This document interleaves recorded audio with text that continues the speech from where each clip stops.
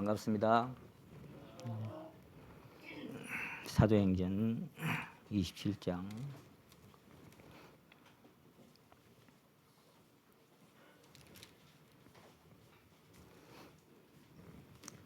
사도행전 27장 13절에서 20절까지 말씀만 제가 읽겠습니다. 사도행전 27장 13절입니다. 남풍이 순하게 불매 저희가 득이한 줄 알고 닻을 감아 그리대 해변을 가까이 하고 행선하더니 얼마 못되어 섬 가운데로 유라굴로라는 광풍이 대작하니 배가 밀려 바람을 맞추어 갈 수 없어 가는 대로 두고 쫓겨가다가 가우다라는 작은 섬 아래로 지나 간신히 거루를 잡아 끌어올리고 줄을 가지고 선체를 둘러 감고 스르디스에 걸릴까 두려워 연장을 내리고 그냥 쫓겨가더니 우리가 광풍으로 심히 애쓰다가 이튿날 사공들이 짐을 바다에 풀어버리고 사흘째 되는 날에 배의 기구를 저희 손으로 내어버리니라. 여러 날 동안 해와 별이 보이지 아니하고 큰 풍랑이 그대로 있음에 구원의 여망이 다 없어졌더라. 아멘.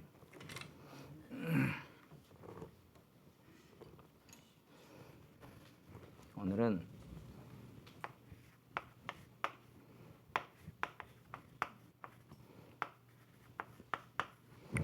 큰 풍랑일 때 이런 주제를 가지고 함께 말씀을 나눠보려고 합니다.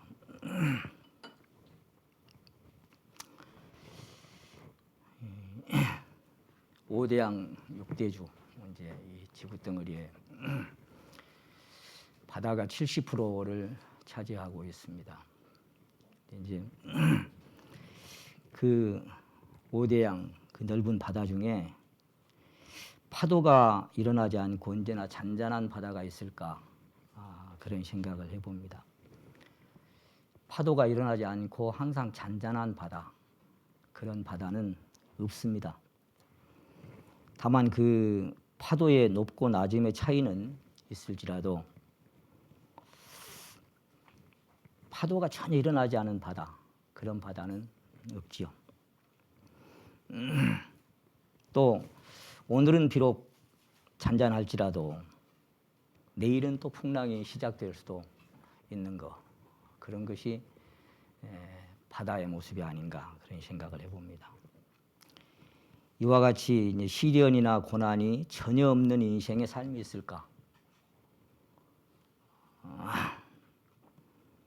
파도가 일어나지 않은 바다가 없는 것처럼 시련이나 고난이 전혀 없는 그런 인생의 삶은 없다. 그렇게 봐도 과언이 아니겠습니다. 파도의 높낮이가 다른 것처럼 시련과 고난의 크고 작음이 다를 뿐이겠죠. 그리고 이제 오늘은 비록 잠잠할지라도 또 내일은 새로운 그 고난의 바람이 불어올 수도 있는 겁니다. 그래서 혹자의 그 책에서 봤던 기억처럼 폐하 인생은 고통입니다. 다른 말을 하는 자들은 다 약을 파는 자들입니다. 성경도 인생은 고난을 위하여 났다 그렇게 말씀을 하셨습니다. 다른 말을 하는 자들은 다 약을 파는 자들입니다. 그래서 이 세상은 고난의 연속이다 그렇게 생각이 듭니다. 우리 찬송가에 시험, 걱정, 모든 괴로움 없는 사람 누군가 이렇게 찬송을 드립니다. 487장 찬송이죠. 근심 걱정 무거운 짐 아니 진자 누군가. 다 근심 걱정이 있고 크고 작은 시련과 고난들이 있을 수밖에 없습니다. 우리 주님이 세상에 오셔가지고 3년 동안 이제 그 공생애를 살아가실 때 보면 주님이 택하시고 부르신 제자들의 직업을 보면 거의 다 이 어부들이었어요. 뭐 마태 같은 세리도 있었지만 거의 어부들이었고, 또 예수님이 3년간 그 생애 중에 거의가 갈릴리 바다를 중심으로 이렇게 사역을 하셨던, 그리고 갈릴리 바다에서 일어났던 그 많은 이적과 기적들이 성경에 기록되어 있습니다. 그래서 이제 마태복음 4장이나 한번 찾아보면 여기 잡고 마태복음 4장, 마태복음 4장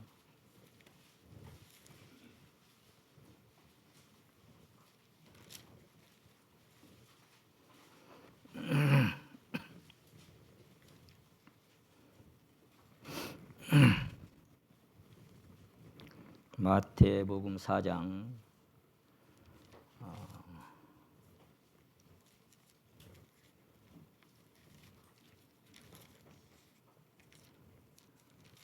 어디로 갔냐?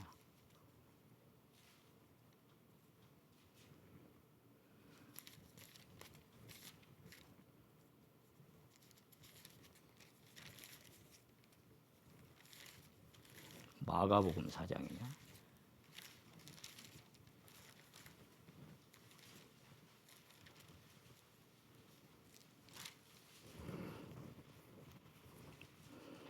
예, 마가복음 1장 보시겠습니다. 1장 16절. 갈릴리 해변으로 지나가시다가 시몬과 그 형제 안드레가 바다에 그물 던지는 것을 보시니 저희는 어부라. 예수께서 가라사대 나를 따라오너라. 내가 너희로 사람을 낚는 어부가 되게 하리라 하시니 곧 그물을 버려두고 쫓으니라. 조금 더 가시다가 세베대의 아들 야고보와 그 형제 요한을 보시니 저희도 배에 있어 그물을 깁는데 곧 부르시니 그 앞이 세베대를 사꾼들과 함께 배에 버려두고 예수를 따라가니라. 제자들을 택하실 때 이제 베드로에게도 말씀하셨습니다마는 사람을 낚는 어부가 되리라. 그 사람들은 어디 살아요?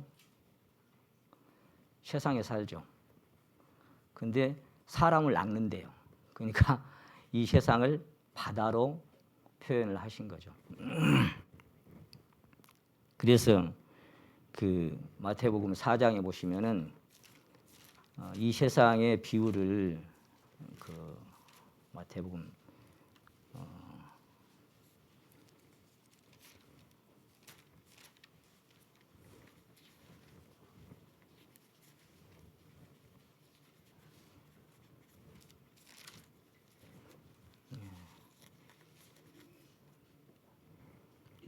마태복음 13장입니다. 13장.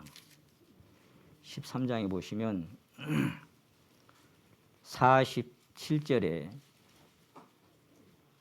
또 천국은 마치 바다에 치고 각종 물고기를 모으는 그물과 같으니 그물에 가득함에 물가로 끌어내고 앉아서 좋은 것은 그릇에 담고 못된 것은 내어버리느니라. 세상 끝에도 이러하리라. 이렇게 이제 말씀하시는데, 이 세상이라고 하는 것을 바다로 표현하시고 거기 그물에 걸려든 고기 중에 좋은 것과 나쁜 것을 이렇게 나누시는 것을 말씀을 하셨습니다. 그래서 이 세상이라고 하는 것이 바다로 주님께서는 표현하시고, 사람들을 전도하는 것을 물고기를 이제 사람을 낚는 어부, 그러니까 물고기를 낚는 것처럼 그렇게 표현을 해주셔서 이 세상이 바다로 그렇게 표현이 되어 있습니다.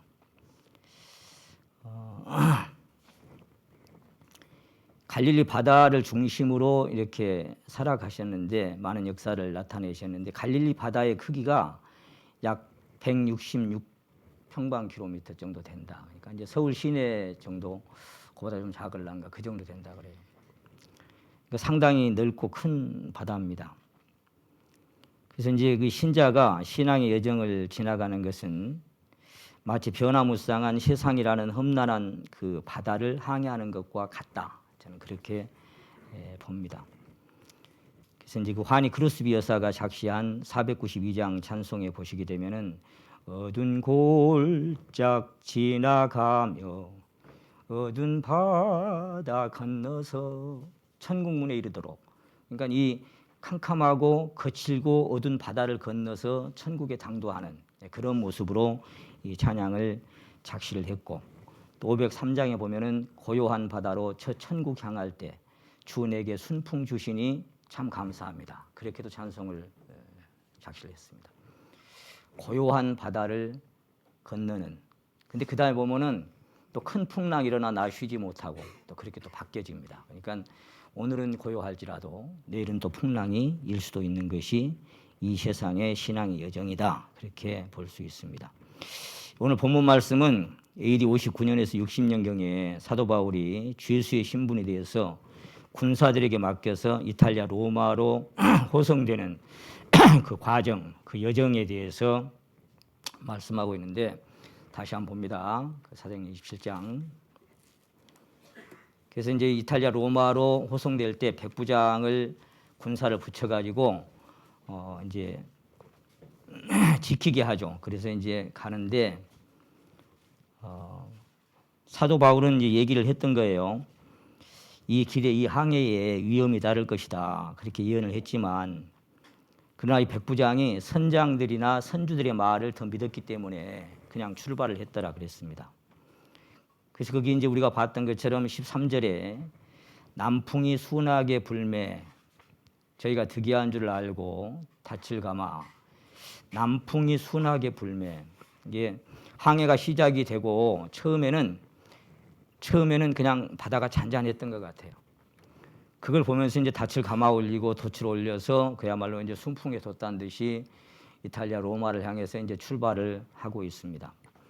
마치 유대 민족이 애굽에서 유월절 이제 구원받고 홍해를 건너서 기뻐하면서 소고치고 춤추면서 막 즐거워하고 기뻐했던 그렇게 출발했던 모습하고 흡사한 모습이다. 이제 그렇게 보여졌습니다.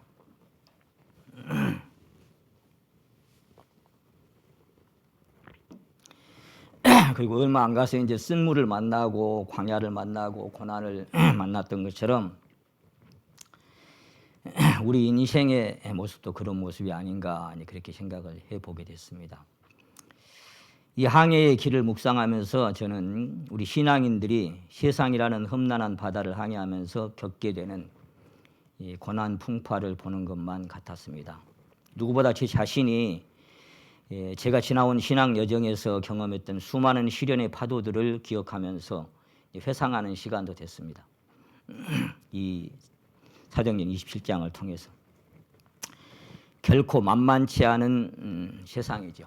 결코 만만치 않은 신앙 여정이고 결코 만만치 않은 이 혹독한 이 바다를 건너야 하는 이 세상이라는 바다를 건너야 하는 그런 길들이 신앙인들이 항해하는 길이다. 마치 주께서 성령 충만을 받으신 후에 사단에게 이끌려서 광야로 내몰렸어요. 내 사랑하는 아들이 내 기뻐하는 자라고 말씀하셨는데 그 사랑하는 아들이 기뻐하는 자를 왜 사단에게 붙여가지고 그 험난한 광야로 내몰았을까요? 유대민족들이 거기 내몰린 것처럼. 우리 신앙인들의 길도 저는 마찬가지다 그런 생각을 해봅니다. 저도 이 주님을 만나고 이제 고생 끝, 행복 시작 그렇게 생각을 했어요. 온 천하 만물을 지으신 하나님, 다 다스리시는 그 하나님께서 내 인생의 주인이니까 이제 뭐 뭐든지 또 구하면 주신다고 하니까 그래서 하여간 이제 주님 만났으니까 내 인생 이제 세상 말로 팔자 폈다 이제 그렇게 생각을 하고 출발을 해드렸습니다. 근데 한참 가다 보니까 좀 캐션이 자꾸 찍혀요. 이것도 하나님이 허락하신 건가? 이것도 하나님이 주시는 걸까? 이런 상황도 하나님이 내게 허락하신 걸까? 그렇게 캐션이 찍히고 갈수록 그 캐션이 많아지는 그런 때가 참 많았습니다. 그래서 이 세상이라고 하는 것은 70인을 제자들을 이제 세상에 보내면서 주님 말씀하셨지요. 내가 너희를 보냄이 어린 양을 이리 가운데 보냄과 같도다. 만만치 않은 그 신앙 여정이 기다리고 있기 때문에 어린 양을 이리 가운데 보냄과 같다고 말씀을 하신 거예요. 근데 중요한 건 주님이 함께 하셨지만 그러나 여전히 고난이 임할 수밖에 없는 것이 세상이다. 그래서 주님께서도 세상에서는 너희가 환난을 당하나 담대하라. 내가 세상을 이겼노라. 그렇게 말씀을 하셨습니다. 환난을 안 당한다고 하시면 좋겠는데 환난을 당하나 담대하라. 그렇게 말씀하셨어요. 주께서 이미 이겨놓으신 세상이지만 끊임없이 일렁이는 시련의 풍랑을 헤쳐나가기는 결코 만만치 않을 때가 많습니다. 사도 바울은 우리가 하나님 나라에 들어가기까지 많은 환난을 겪어서 그 나라에 들어가야 한다라고 사도행전 14장 22절에 그러니까 그런 길이다라고 이미 주님도 사도 바울도 성경을 통해서 우리에게 가르쳐 주시고 있습니다. 사도 야고보는 너희가 세상에서 여러 가지 시험을 만나거든 완전히 기뻐하라. 여러 가지 시험이 올 것을 우리에게 이미 말씀해 주고 계십니다. 그러나 고난 중에 환난 중에 기뻐하고 즐거워할 수 있는 믿음이 세상에 그렇게 흔치는 않은 것 같습니다. 근데 저만 더운가요? 굉장히 더워요. 이거 안 켜놨네.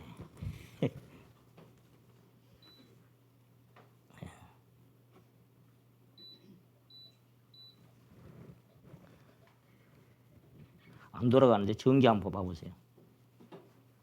꼽힌던데요? 아 됐어요. 돌아가네.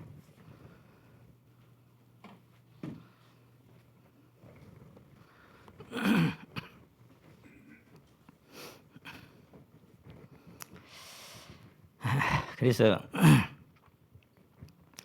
고난 중에 환난 중에 풍랑을 만났을 때 항상 기뻐하라 하신 말씀처럼 기뻐하고 즐거워하고 그 풍랑 위에서 뛰놀 수 있는 그런 믿음이 얼마나 되겠는가 그런 생각을 해보게 됩니다.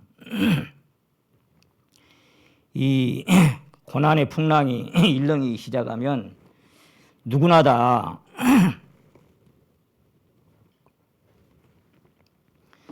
신앙인이라면 그 풍랑의 주인이 주님이라는 사실은 기본적으로 알고 있습니다. 알고 있는데 그 풍랑이 금방 이제 잦아들고 잠재워질 수 있지만 또 때로는 한참 오래 갈 수도 있는 경우도 있습니다. 그래서 이제 그 시편 88편에 보시게 되면은 한번 찾아보시겠습니다. 여기 잡고 시편 88편. 이건 뭐 실제적인 파도를 얘기하는 게 아니겠지만 시편 88편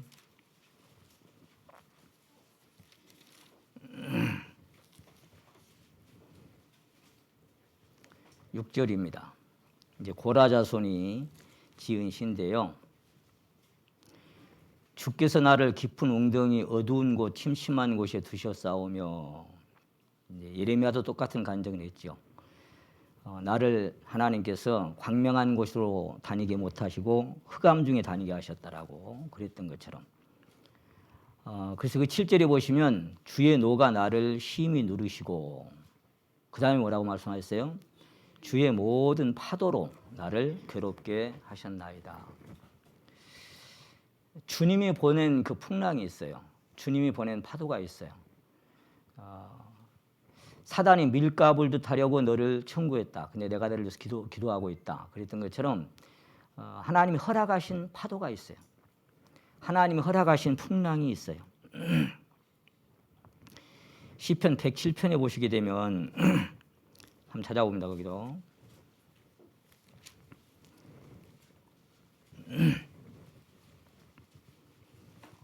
23절에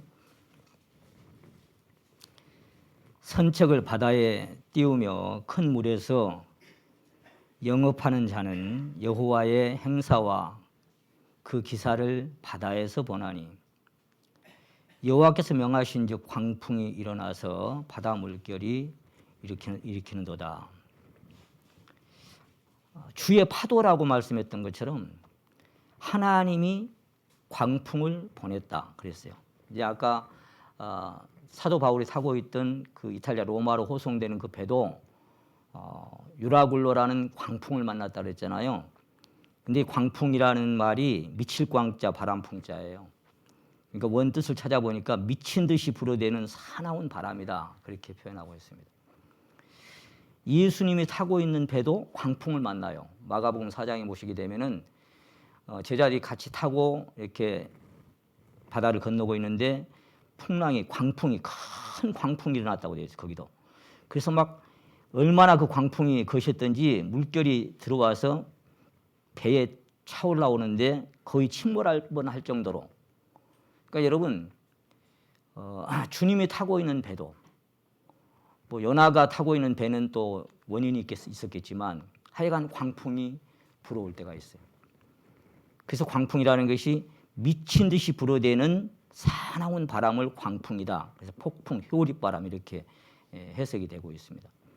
그런 광풍이 막 불어대는 거예요. 근데 누가 명해서 부냐? 하나님이 불게 하셔서 부는 거예요. 42편도 한번 봅니다. 시편 42편.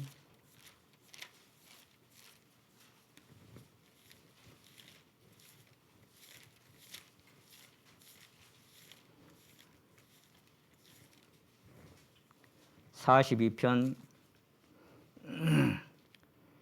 7절에 보시면은 주의 폭포 소리에 깊은 바다가 서로 부르며 주의 파도와 물결이 누구를요? 나를 엄몰하도소이다.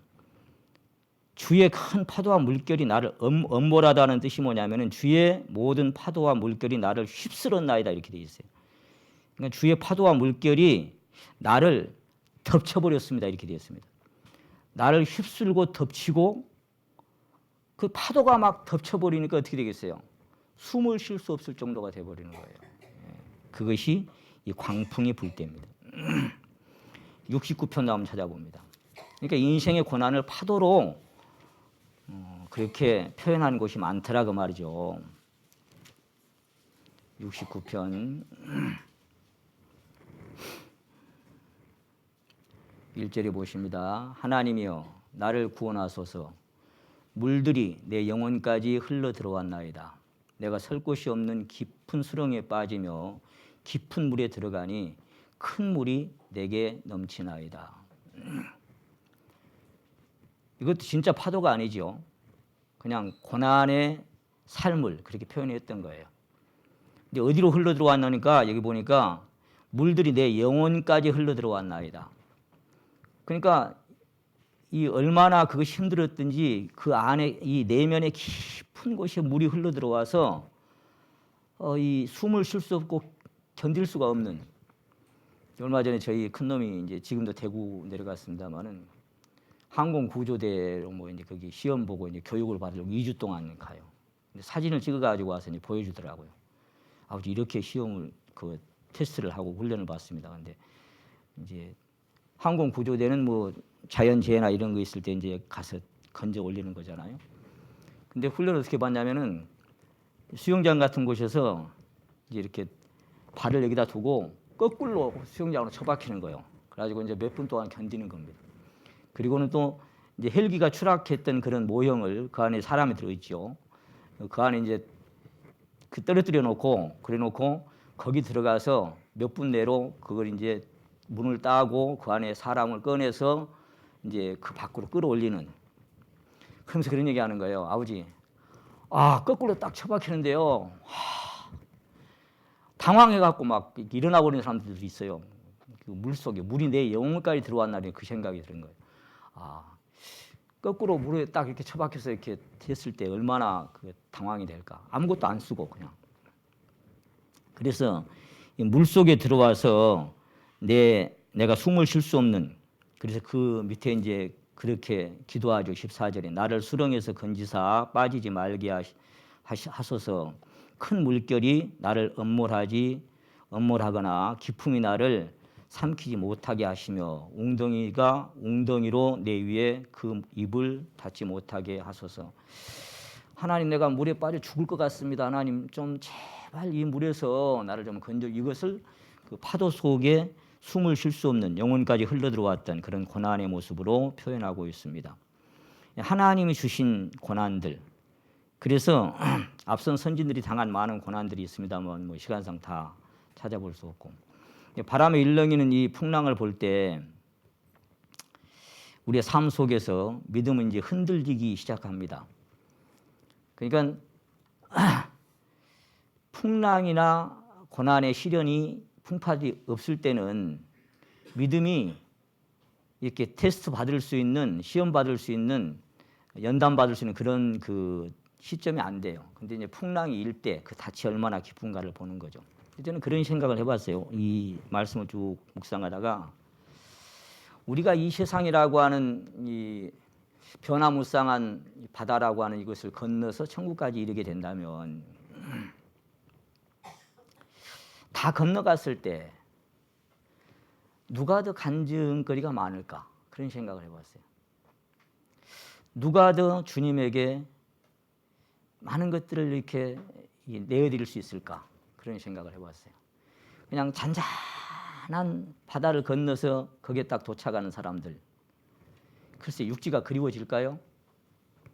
왜 우리가 눈물을 머금고 주님을 기다리겠습니까? 잔잔한 바다를 건너서 도착한 사람이 간증거리가 많겠어요? 아니면 이런저런 풍랑과 시련의 그 고통 속에서 막 흔들리고 넘어지고 자빠지고 그러다가 도착하는 사람이 간증이 많겠어요? 근데 중요한 것은 그 풍랑을 누가 주시냐 그 말이에요. 누가? 하나님이 주시는 거예요. 그럼 잔잔한 바다를 그냥 건너갈 수 있게 하실 수 있는데 왜 성도의 삶에 이런저런 시련과 풍랑의 고난들을 허락하실까요? 왜 그런 파도들을 허락하실까요? 그것은 잔잔한 바다를 건너는 그 신앙이 나고 그런 풍랑을 막 헤쳐나오는 신앙이 나고는 다른 겁니다. 간증거리도 다르고 각각 하나님께 받은 은혜와 사랑도 다를 수밖에 없겠죠. 다르게 경험될 수밖에 없는 것입니다. 근데 그런 풍랑이 일 때 사사기 6장에 기드온이 얘기했던 것처럼 주께서 우리와 함께 하시면 어찌하여 이런 일이 우리에게 일어납니까? 라고 여쭈는 것처럼 하나님이 함께 하시는데 왜 이런 풍랑이 내 삶에 일어납니까? 라고 하나님께 여쭐 수도 있는 것입니다. 자기 삶에 시련과 고난이 임할 때 믿음이 흔들립니다. 그래서 세례 요한이 옥에 있을 때 제자들을 보내서 오실 그이가 당신입니까? 라고 했을 때 그 믿음은 흔들려 버렸죠. 고난 속에서 자기가 그렇게 사랑하고 이렇게 내가 신발끈 만지기도 감당치 못할 만큼 그런 분이라고, 그는 흥해야 되고 나는 쉬어야 되겠다라고 그렇게 주님을 소개했는데 막상 자기가 감옥에 딱 갇히고 보니까 그 주님이 자기한테 아무런 도움도 안 되는 거예요. 한번 찾아와 보지도 않고 아무런 도움이 안 돼. 그 제자들 보낸 거예요. 오실 그이가 당신 맞습니까? 아니면 다른 사람을 기다리니까. 그러니까 그 볼 때, 그 시련과 고난이 임할 때 인생은 그 믿음을 테스트 받기 시작하는 겁니다. 베드로가 물 위로 그냥 걸어갔어요. 아무 생각 없이. 그런데 바람을 보고 무서워 빠져간 자리죠. 그 시련과 고난이 딱 닥쳐올 때 그 풍랑의 바람이 불어오는 것을 딱 감지할 때 비로소 그 사람은 캐시존도 찍어지고 그리고 하나님 앞에 어찌하여라고 부르짖는 그런 순간이 오는 것입니다. 누구나 신앙의 삶에 닥친 시련과 고난의 풍랑이 일렁이기 시작하면 주께서 그 파도를, 그 풍랑을 속히 평정해 주시기를 기도하기 시작합니다. 여러분도 그런 경험들이 아마 있을 거예요. 이런저런 문제들이 닥치잖아요. 가정이나 직장이나 육신의 질고들로 괴로움을 당할 때 그 모든 문제들이 주님의 도우심으로 점점 풀어지고 해결되기를 간절히 소망하며 부르짖죠. 그러니까 우리가 어떤 질병을 겪는 사람들을 봐도 그래요. 처음에는 설마, 그리고 그것이 병원에서 확정이 되잖아요. 그러면 왜 내게, 그런 어떤 단계들을 거쳐서 그 다음에 받아들이게 됩니다. 순응하게 되죠. 그런 것처럼, 근데 그런 것들을 겪을 때 왜 내게 그러면서 하나님 제발 이게 아니기를. 근데 그런 질고의 풍랑도 때때로 하나님이 저희에게 허락을 하십니다. 그래서 하루속히 해결되고 풀어지고 그렇게 다 잦아들기를 원하지만 그러나 이제 오늘 이제 이 본문 말씀처럼 거기 다시 한번 봅니다. 사도행전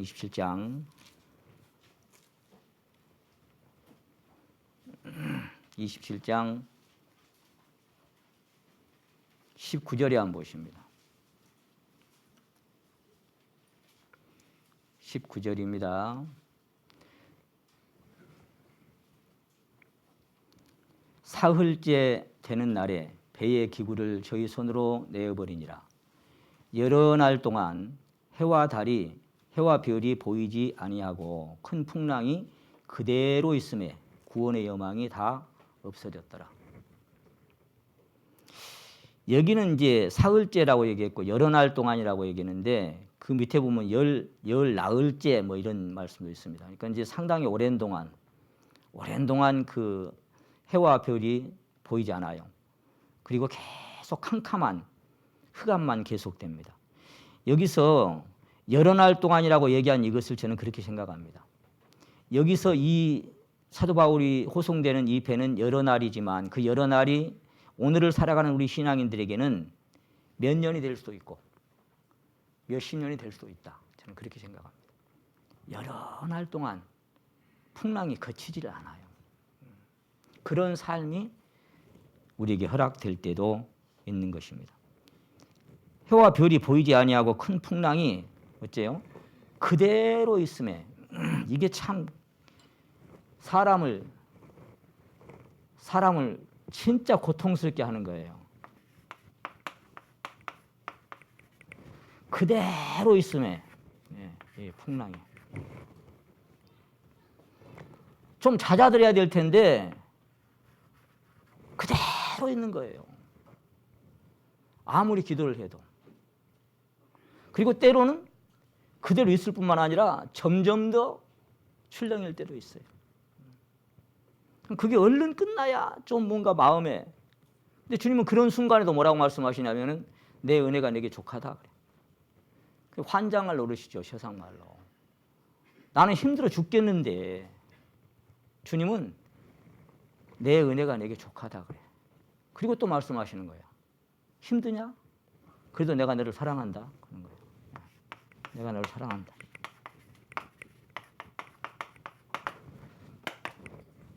사랑하는 자에게 시련도 주시고 고난도 주시고 징계도 주시는 거예요. 사랑하는 자에게. 얼른 끝났으면 좋겠는데 내 은혜가 좋게야? 이렇게 얘기합니다.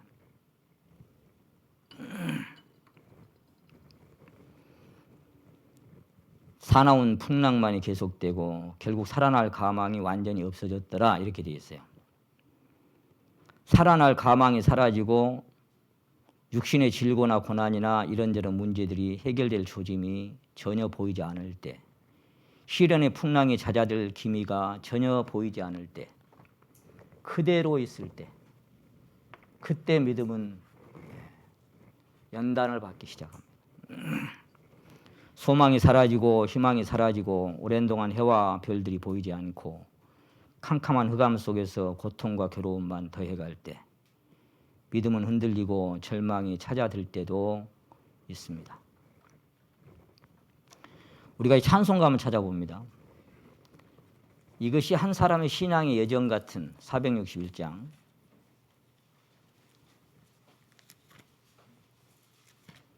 461장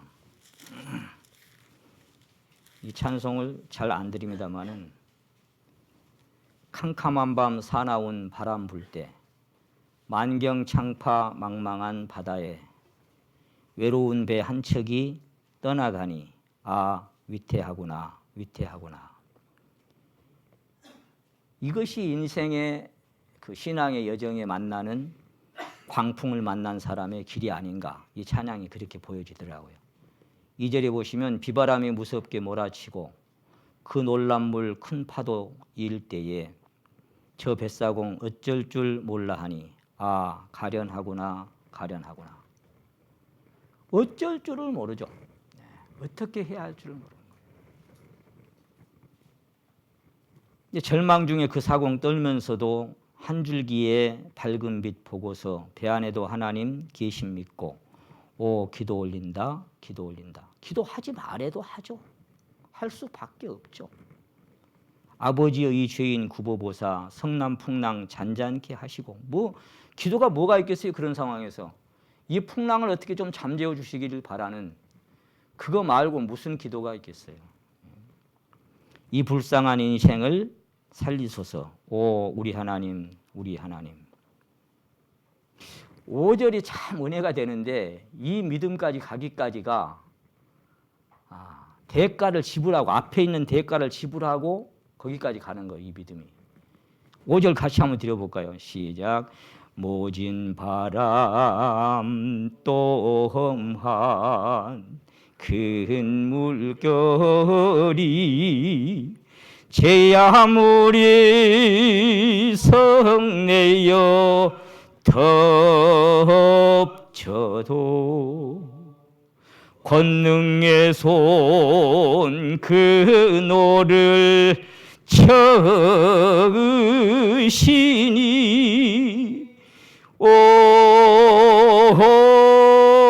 맑은 바다라 맑은 바다라. 이것이 환경일까요? 심령일까요? 이 마지막 절이. 환경에서 모든 문제와 고난과 시련이 다 없어져 버려서 맑은 바다라고 표현했을까요? 아니면 주님의 평강과 안식이 누려지는 심령의 상태를 얘기할까요? 저도 잘 모르겠습니다. 어쨌거나 그 노를 주님이 잡으시면 맑은 바다로 느끼며 살아갈 수가 있겠죠. 갈수록 아무것도 할 수 없는 자신의 연약함만 드러나게 되어 너무나 무능한 자신의 한계를 발견하면서 비로소 자기 신뢰가 다 무너져 버립니다. 내가 아무것도 할 수 없는 인생이구나. 이런 상황에서 뭘 하겠어요? 아무것도 할 수가 없어요. 사랑하는 성도 여러분, 여러분 이런 자리에 처해 보신 적이 있습니까? 이런 환경에 처해 보신 적이 있습니까? 큰 풍랑을 헤쳐나온 사람들은 간증거리가 있을 거예요. 간증거리가. 남 모르는 남이 겪지 않는 험난한 광풍을 경험하고 그 바다를 노저 건너본 사람은 그런 간증거리가 있습니다. 그래서 그런 것들을 많이 경험하는 사람들하고는 할 얘기가 있어요. 신앙의 여정에서 만난 큰 광풍과 풍랑들, 연약한 인생을 때로는 정신을 차릴 수 없을 만큼 무너지게 만들어버립니다. 성경은 고린도전서 10장에서 사람이 감당할 시험밖에는 너희에게 당한 것이 없나니 오직 하나님은 미쁘사 너희에게 감당치 못할 시험당함을 허락지 아니하시고 시험 당할 즈음에 또한 피할 길을 내사 너희로 능히 감당하게 하시느니라 이렇게 되어 있어요. 그러니까 감당 못할 시험 당하면 허락을 안 한다. 감당할 만한 시험만 허락하신다. 그래서 여러분 지금까지 그래도 이렇게 여기 와서 앉아 계신 건 어째요? 이런저런 큰 풍랑에서 막 시련과 고난을 겪었지만 다 감당케 하셨으니까 지금 여기 계신 거예요. 그냥 감당케 하셨으니까. 남 모르는 아픔이 있고 찢어지는 마음이 있지만 그다 이거 어쨌거나 감당하고 오늘 여기 계신 거예요. 저는 여기서 감당치 못할 시험, 그러니까 감당할 만한 시험, 이게 어디까지일까? 어디까지일 것 같아요? 사실은 죽음까지예요. 우리는 죽음이 온다고 해도 사실 그것까지도 감당할 만한 시험인 거예요. 그러니까 하나님은 그런 시험을 허락지 않는다고 했는데 때로는 엄청난 시험과 시련들을 우리에게, 앞선 설도 마찬가지고 허락을 하셨죠. 그다음 하나님께서 허락하신 감당할 만한 시험, 이 죽음, 여기까지. 그래서 이런 시험을 사도 바울은 고린도서 1장에서 아시아에서 당한 그 고난 내가 생각해 보니까 우리 마음에 사형 선고를 받았다. 사형 선고. 이제 죽었구나. 죽음을 생각하는 거예요.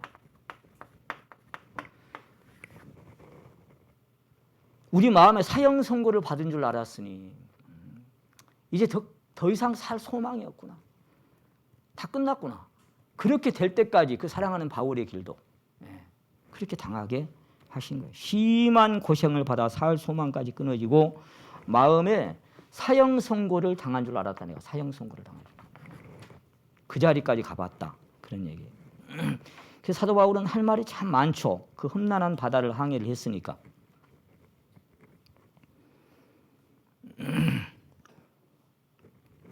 아까 우리가 읽었습니다마는 이 광풍이 밀려오면 사람을 얼마나 힘들게 만드는지 여기 잡고 다시 한번 찾아봅니다. 시편 아까 107편에. 여러분 이런 거 경험해 보신 적 있어요? 107편.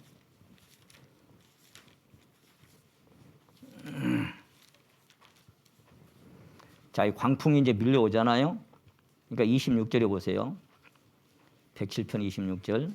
저희가 하늘에 올라갔다가 깊은 곳에 내리니, 이 깊은 곳이 다른 성경에는 바다에 떨어지니 막 이렇게 돼 있어요. 깊은 곳에 내리니 그 위경을 인하여 그 영혼이 녹는도다. 저희가 이리저리 구르며 취한 자같이 비틀거리니 지각이 혼돈하도다. 이 광풍이 사람을 그렇게 만들어버리는 것입니다. 그 영혼이 녹는도다. 그 말이 다른 버전에 보니까 그렇게 되어 있어요. 그들이 얼이 빠지고 간담이 녹았더라 이렇게 되어 있어요. 영혼이 녹는도다. 혼이 빠져버려 혼이. 거기 보니까 취한 자같이 비틀거리며 지각이 혼돈하도다 그랬잖아요. 정신 빠져버린 거예요. 다른 성경에는 그들은 넋을 잃고 무서움과 고통으로 영혼까지 녹아버렸더라 이렇게 되어 있어요. 아까 물들이 영혼에 흘러들어와 버렸잖아요. 숨을 쉴 수가 없어요. 그래서 영혼까지 녹아버리는 것 같은.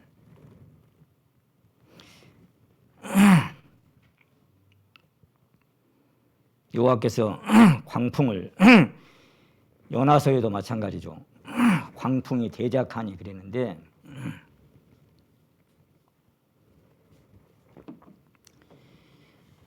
누가 그걸 허락하셨다고요? 거기 25절에 여호와께서 명하신즉 광풍이 일어나서 그 미칠 광자 바람풍자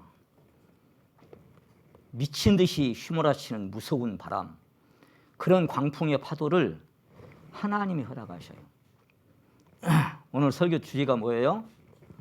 자, 이 큰 광풍이 일 때 그때 나는 그것을 어떻게 받아들이고 어떻게 감당하고 갈 것인가 그 말이에요.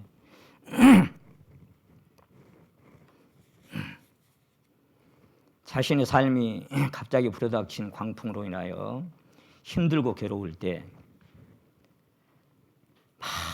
어찌하여라고 이제 간구하며 부르짖지 않을 사람 한 사람도 없습니다. 어떻게 하면 좀 잦아들까? 이 아픔이, 이 고통이, 이 문제가 어떻게 하면 좀 잦아들고 좀 해결의 실마리가 보일까? 그게 인간의 소망이죠. 누구나 다. 인생이 힘들고 고난이 겹칠 때 주님 연알 도와 주소서 그렇게 부르실 수밖에 없죠. 폭풍 흑암 속 해치사 빛으로 손잡고 날린도 하소서. 폭풍 흑암 속 해치고 빛으로. 근데 아무리 그 빛을 기다려도 아까 본문 말씀 있는 것처럼 해와 별이 전혀 보이지 않아요. 달과 별들이 보이지 않아요. 낮이나 밤이나 캄캄해요. 그래서 해만이 마지막에 자백했던 시편 88편 마지막 절처럼 모두가 다 떠나가고 흑암만이 어두움만이 유일한데 벗이 되었습니다. 캄캄한 흑암만 계속되는 거예요. 흑암만 유일한 나의 벗이다. 해와 별과 달이 전혀 안 보이고 캄캄한 흑암만 계속되는 삶이 있을 수도 있더라. 그런 얘기예요.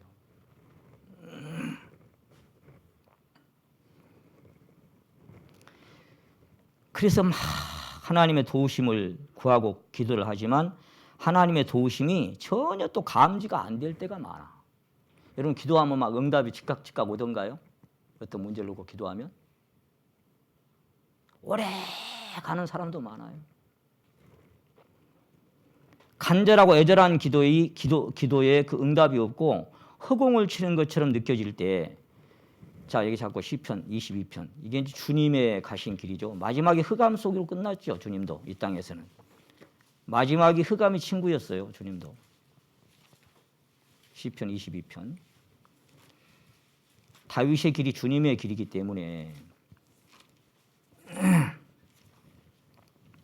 다윗이 그런 고통 속에서 부르짖으면서 여기 2절에 이렇게, 2절을 우리 같이 한번 읽어보시겠습니다. 시작. 내 하나님이여 내가 낮에도 부르짖고 밤에도 잠잠치 아니하오나 응답지 아니하시나이다.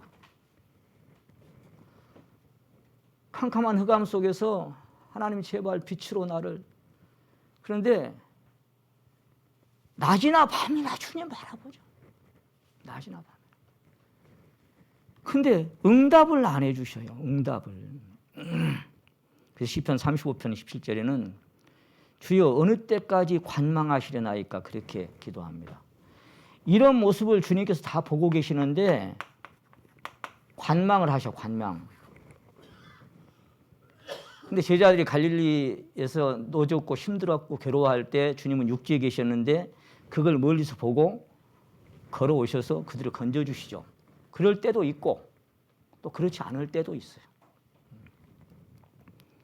그래서 주여 어느 때까지 관망하시려나이까? 언제까지 쳐다보고만 있을 거예요? 내 기도 소리 안 들려요? 내 부르짖는 소리 안 들려요, 주님?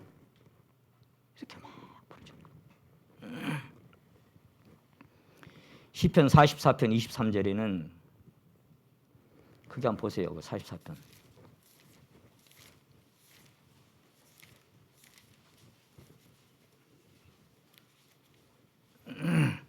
23절 같이 한번 읽어보시게요. 시작.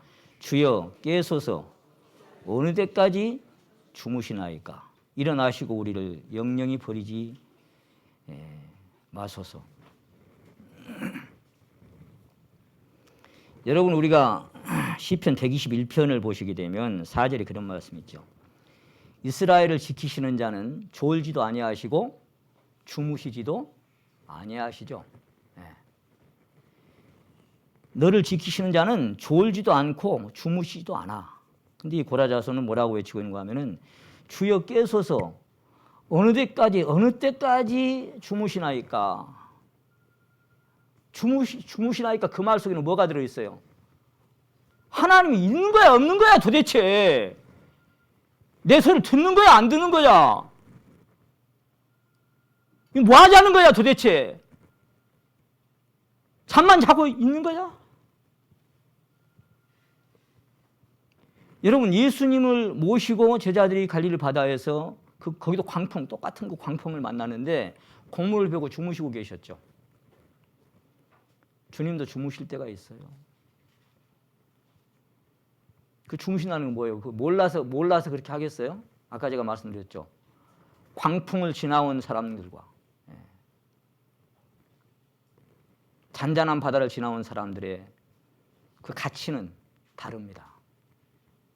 신앙의 가치가 달라요. 주무시고 계셔. 그래서 막 깨우죠. 우리 다 죽게 된 거 보고만 있을래요? 주여 어느 때까지 주무시나이까? 근데 깨셔가지고 하신 말씀이 뭐예요? 잠잠하라, 고요하라. 딱 잠잠해져. 그러면서 하신 말씀이 뭐예요? 너희가 어찌하여 믿음이 없냐 그래. 그러면 그렇게 물이 들어와가지고 배에 출렁거려서 막 처음에는 막 좀 퍼냈겠죠, 바가지로. 근데 자꾸 퍼내는 것보다 넘쳐 들어온 물이 더 많으니까 침몰될 것 같아. 우리 죽게 된 것을 그 뭐예요? 사도 바울처럼 우리 마음에 사형 선고를 받은 줄 알아요. 근데 그러면 거기서 주님 안 깨우고 그냥 물속에 그냥 가라앉든지 말든지 앉아 있으면 믿음이 좋은 거예요? 예? 물도 안 퍼내고 주님도 안 깨우고 그냥 죽으려면 죽어보라 그냥. 그리고 그냥 물속에 그냥 같이 배에 물이 넘치지 앉아 있으면 그냥 믿음이 좋은 거예요? 깨우니까 깨갖고 하신 말씀이 너희가 어째서 믿음이 없냐? 그럼 가만히 있으면 믿음 좋냐고요. 그럼 가만히 있을 수 있냐고요, 누가 그 상황에서. 여러분 같으면 가만히 있겠어요? 그렇게 믿음 좋아요? 아이고 뭐 살든지 죽든지 뭐 주님 알아서 하시겠지. 가만히 있어 그래요? 그래서 믿음 좋아요? 우리는 그럴 만한 인생들이 못 돼요. 우리는 한사코 부르짖어요. 다윗도 고라자손도 앞서 많은 사람들도 하나님 어찌하여라고 부르짖어요.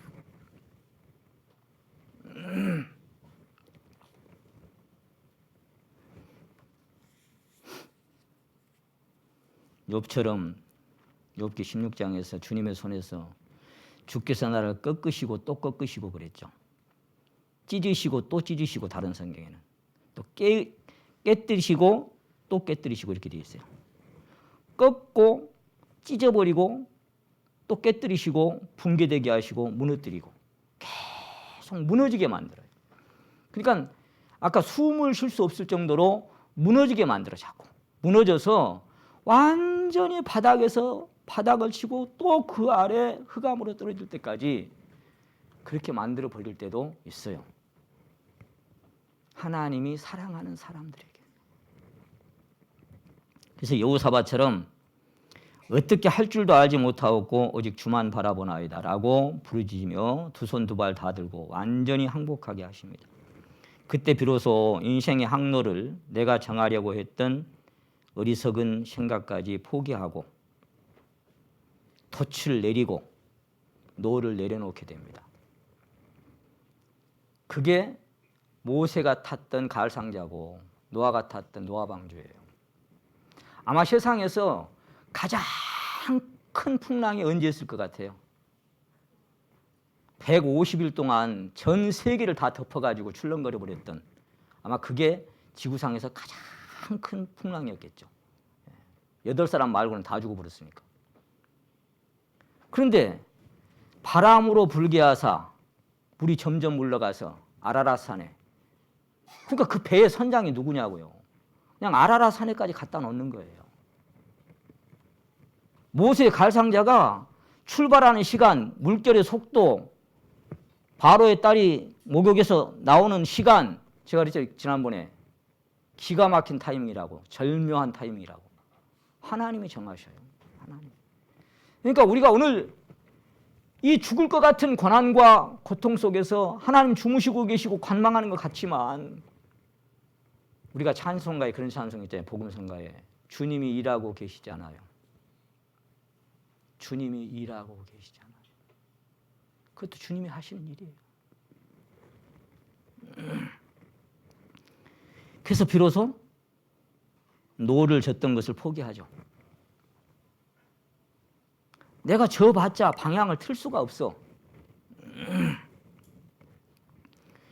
여러분 여기 본문 말씀 다시 한번 봅니다. 본문 말씀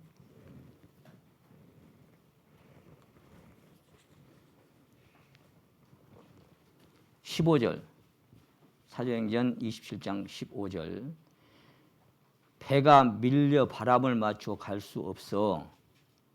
자, 그 다음 뭐라고 되어 있어요? 예, 자,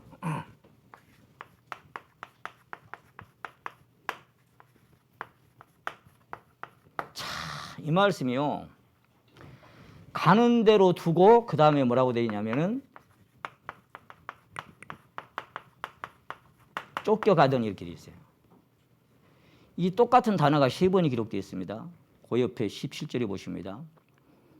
끌어올리고 줄을 가지고 선체를 둘러감고 스르디스에 걸릴까 두려워 연장을 내리고 그 다음에 뭐라고 되어 있어요?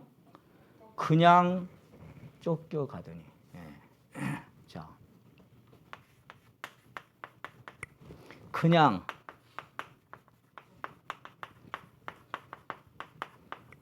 쫓겨가더니 그 다음에 나온 단어가 똑같은 단어가 이리저리 쫓겨가더니 이렇게 나와 있어요. 그 밑에 그 보셔요. 그 27절에 열 나흘째 보름 가까이 그렇게 있는 거예요. 이게 15년일지 누가 알아요. 열 나흘째 되는 날 밤에 우리가 아드리아 바다에 어떻게 했어요? 이리저리 쫓겨가더니. 저는 이 세 마디를 보면서 진짜 성경이 진리구나. 사람이 마음으로 자기의 길을 계획할지라도 그 걸음을 인도하는 자는 여호와시다. 사람의 마음에 많은 계획이 있지만 하나님의 뜻이 선다. 아이가 태 속에서 그 뼈가 어떻게 자라는지 바람에 그것도 모르고 바람의 길을 알지 못하는 것처럼 하나님의 만유를 선취하시는 하나님의 섭리를 네가 알 수 있냐? 몰라. 예레미야도 그랬죠. 하나님 알고 보니까 인생의 길이 자기에게 있지 아니함을 내가 이제 알겠어요. 그랬죠. 인생에 가는 길은 뭐냐면 바람 부는 대로 물결 치는 대로 가는 거예요. 가는 대로 쫓겨가고 그냥 쫓겨가는 거예요. 그리고 이리저리 쫓겨가는 거예요. 제가 부평초 얘기를 자주 했습니다. 옛날 수양에서도 한번 말씀드렸고 부평초가 뭐라 그랬어요? 개구리 풀이라고도 부른다 그랬죠. 근데 연못이 이렇게 떠다니는데 뿌리는 있는데 땅에 닿는다고요, 안 닿는다고요? 안 닿아. 뿌리를 내릴 수가 없어. 뿌리를. 그래서 그냥 물이 그냥 떠다녀요. 그럼 자기가 어떻게 방향을 정할 수가 없어요. 바람 부는 대로 물결 치는 대로 그냥 가는 거예요. 이리저리 쫓겨갑니다. 내 인생의 방향을 내가 정할 수가 없습니다. 그래서 요한복음 21장에 사도 베드로를 보고 예수님이 하신 말씀이 있어요. 젊어서는 내가 스스로 띠띠고 네가 원하는 곳으로 다녔지만 늙어서는 네가 남이 내게 띠띠우고 네가 어쩌는 곳으로요? 원치 아니하는 곳으로. 이게 뭐예요? 이게 이런 인생인 거예요. 이리저리 쫓겨가는 인생인 거예요. 내 인생의 항로에 선장되시는 분이 때로는 잔잔하지만 때로는 광풍을 만나기도 하시고 때로는 그것이 빨리 잦아들기를 원하지만 오랫동안 그대로 있어서 해와 달과 별이 보이지 않고 내가 원치 않는 곳으로 계속 가는 것 같아. 내 인생이 내가 원해서 오는 길이 아닌데 강바람에 두둥실 홀로 가는 저 구름아 너는 날리라 내 갈 길을 나그네 떠나 갈 길을. 나그네는 잠시 머물다 가는 거잖아요. 근데 이 험난한 이 변화무쌍한 이 바다 같은 세상에 그냥 바람 부는 대로 그냥 가는 겁니다. 이것이 내 인생 길이더라고요. 여러분은 모르겠어요. 마음이 원하는 대로 계획대로 살아오시고 살아가실지 모르지만 저는 오늘까지 살아와 보니까 내 뜻대로 내 원대로 가는 길이 아니더라고요. 내 마음대로 갈 수도 없고 내가 작정한 대로 내가 할 수도 없고 죽을지언정 해보지만 새벽닭 소리 들을 때까지 뿐이고 안 되더라고요. 안 돼. 내 가정도 내 인생도 교회도. 제가 지난번에 하동교회 간만에 내려가면서 섬진강변을 쭉 따라가는데 왠지 가슴이 막막해져요. 30여 년 전에 큰 야망을 품고 서울에 가면 내가 교회 10개는 세우리라는 그리고 자매와 함께 이삿짐을 싣고 올라갔던 이 길. 그래서 내가 나를 나옴이라 부르지 말고 마라라 불러라 했던 그게 어떤 의미인지를 아니까 그 섬진강민을 따라 내려가는데 참 가슴이 많이 먹먹해졌어요. 내가 원해서 가는 길이 아니에요. 가는 대로 쫓겨가는 거예요. 그냥 쫓겨가고 이리저리 쫓겨갑니다. 이게 내 인생이더라. 거기서 벗어나려고 아무리 해도 안 되더라.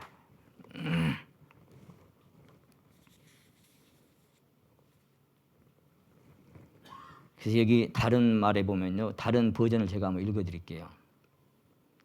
가는 대로 표류하다가 체념하고 떠밀려 가다가 이렇게 돼 있어요. 포기한 채로 떠밀려 가다가 이렇게 돼 있고요. 그 다음에 17절은 뭐라고 돼 있냐면은 돛을 내리고 그대로 밀려갔더라. 돛을 내리고 계속 표류하였더라. 돛을 내리고 바람 부는 대로 떠밀려 갔더라 이렇게 돼 있어요. 그리고는 27절에 보시면 아드리아 바다에서 이리저리 밀려 다닐 때에 이렇게 돼 있고 아드리아 바다에 이리저리 쫓겨 다닐 때 아드리아 바다에 떠밀려 표류하더니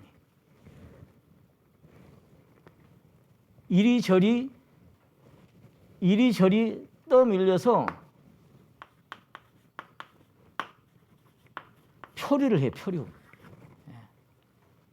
보통 우리가 뭐 오랫동안 그 난파선 해가지고 이제 보트 하나에 몸을 싣고 막 한 달 만에 구조된 사람 이런 사람 있잖아요.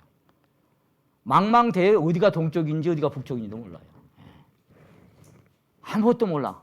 그러니까 그냥 어떤 배가 지나가다 보면 사는 거고 아니면 죽는 거예요. 그냥 마냥 떠다니는 거예요. 그걸 표류예요, 표류. 중요한 건 뭐냐? 누가 그걸 알고 있냐고 말이에요. 누가? 나의 가는 길을 오직 그가 아시나니.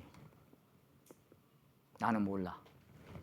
나는 모르는데 아시는 분이 계셔. 나의 가는 길을 오직 그가 아시나니. 그가 나를 단련하신 후에는 내가 정금같이 나오리라. 그가 하나 믿고 그냥 가는 거예요. 하나님 한 분을 믿는 거예요. 상황이 어찌 됐든 간에.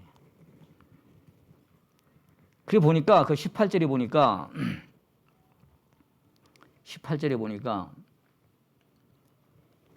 그 심히 애쓰다가 그랬죠. 18절에 우리가 풍랑으로 심히 애쓰다가 뭘 애썼겠어요? 방향을 잡아보려고 애썼겠죠. 흔들리지 않으려고 애써봤겠죠. 그게 뭐예요? 아까 15절에 바람을 맞추어 갈 수 없어 그래. 애를 쓰는데 돛에 바람을 맞춰서 갈 수가 없는 거예요. 그러니까 돛을 내리는 거예요. 그러다가 뭐예요? 이튿날에 사공이 짐을 바다에 풀어버리고 사흘째 되는 날 배의 기구들을 그 손에서 내어버리더라. 이게 무슨 얘기예요? 안 되니까 이것저것 다 포기해버리는 거예요. 내가 소중하게 여겼던 것도 내가 품고 있었던 것도 그냥 다 털어버리고 바다에 던져버리는 거예요. 뭐가 그렇게 만들었어요? 내 스스로 그렇게 버릴 수가 없어. 근데 그 큰 광풍이 그렇게 만들어. 큰 풍파 일어나는 것 세상 줄 끊음일세. 다 털게 만들어요. 털게.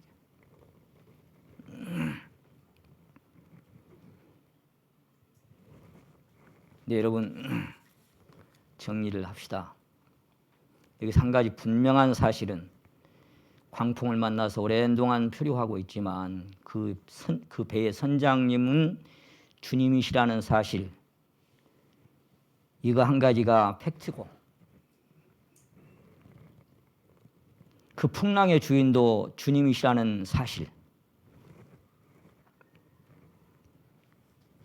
주님이 그 모든 것을 허락하셨다는 사실,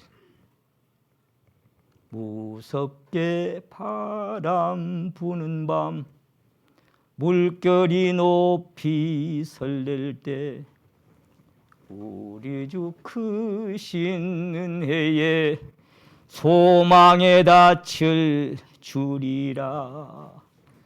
같이 합시다. 후렴. 굳건한 반석이시니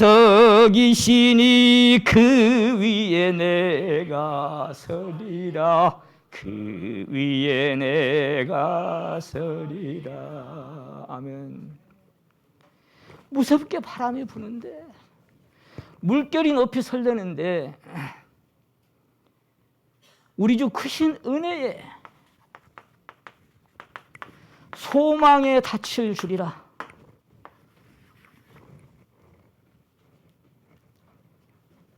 그래, 내 인생의 영이 주님께 닻을 내리고 있으니까 비록 광풍을 만나고 흔들리고 하늘에 올라갔다가 다시 떨어지고 이리 뒹굴고 저리 뒹굴고 넋이 나가고 혼이 나가고 다 마음이 녹아지는 것처럼 힘들 때가 있지만, 한 가지 사실 분명한 것은 내 영이 생명의 주님에게 그 사랑의 닻을 내리고 있다고 하는 이 사실 한 가지, 그거 하나만, 믿음 없지만 그거 하나가 내 가슴에 유일한 소망의 닻이 되더라고요.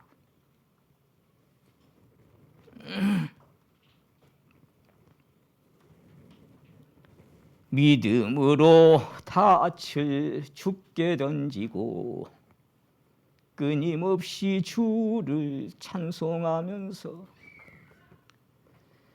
닻을 주님께 딱 내려놓고 흔들릴 테면 흔들려라. 동남풍아 불어라. 유라굴로라는 뜻이 서북풍이라는 뜻이래요. 서북풍아 불어라. 가시밭에 백합화 예수향이 날리니. 불어라 까짓것. 죽기밖에 더 하겠냐? 그런 심령으로 내가 오늘을 주님과 가는 겁니다. 나의 가는 길을 오직 주님이 아시니까. 그래서 여러분,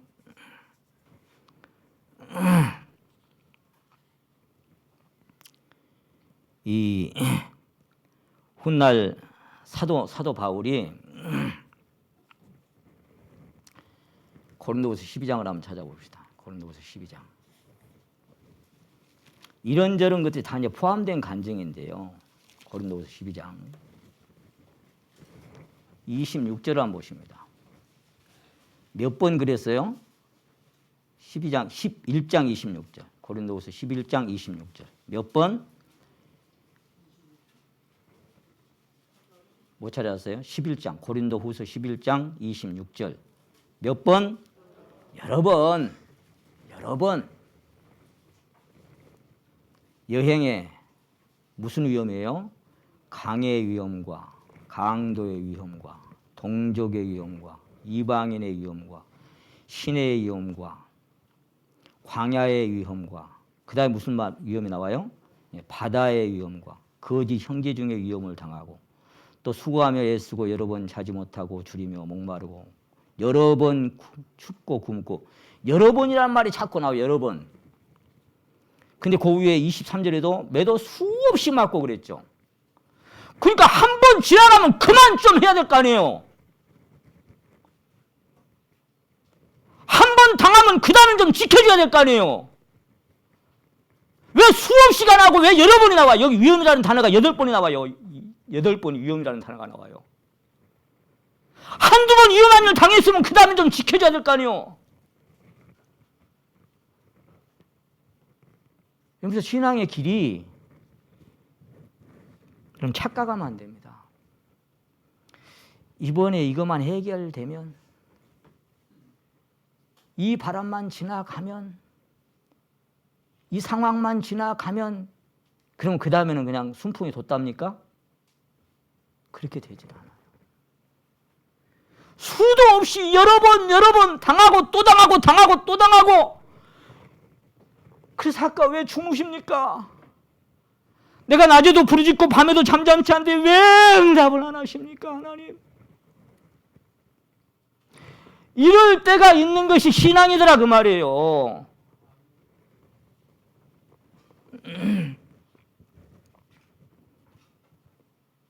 그런데 본문 말씀 보고 정리합시다. 본문 말씀 사도행전 27장. 여기서 한 가지 결론. 27장 22절. 내가 너희를 권하노니 이제는 어째라? 안심하라. 너희 중 생명에는 아무 손상이 없겠고 오직 배뿐이리라. 왜 이렇게 말했겠어요? 왜? 이 대답은 어디서 시작되냐면은 사도행전 23장 11절에서 시작됩니다. 주 예수로 끌려가지고 고난받고 있을 때 하나님께서 곁에 서서 말씀하셔요. 담대하라. 네가 로마에서도 복음을 전하여야 한다. 로마에서도 내 말을 가서 전해줘야 된다. 선포해야 된다. 사도 바울은 그거 하나 알아. 아무리 거센 광풍이라도 나는 로마까지 갈 것이다. 그거 하나 알고 있어요. 왜? 너는 로마에 가야 돼. 그리고 이 배는 지금 목적지가 분명해. 아무리 풍랑이 거세고 광풍이 몰아쳐도 이탈리아 로마의 해변에 도착을 해야 돼.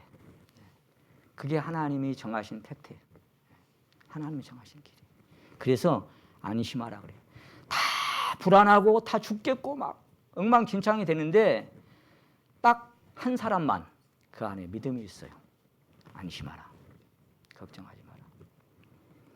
나의 섬기는 그 23절에 있죠. 나의 속한 바 나의 섬기는 하나님의 사자가 어젯밤에 내 곁에 서서 말하되 바울아 두려워 말라. 네가 가이사 앞에 서야겠고.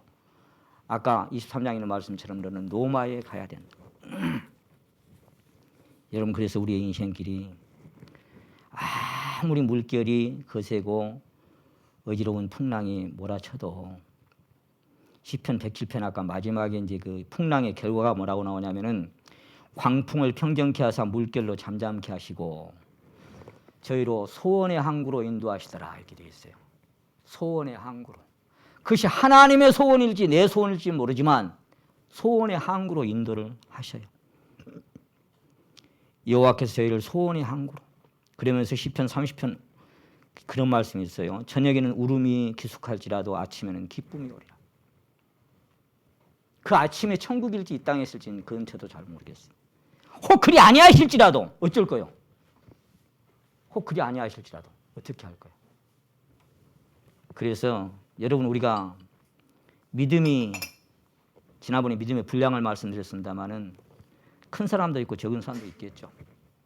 한 가지 분명한 것은 각 사람에게 하나님이 허락하신 그래서 시련과 고난의 그 광풍이 밀려올 때 아이고 그 정도 갖고 감사하시오 그런 말씀 하지 마세요. 함부로.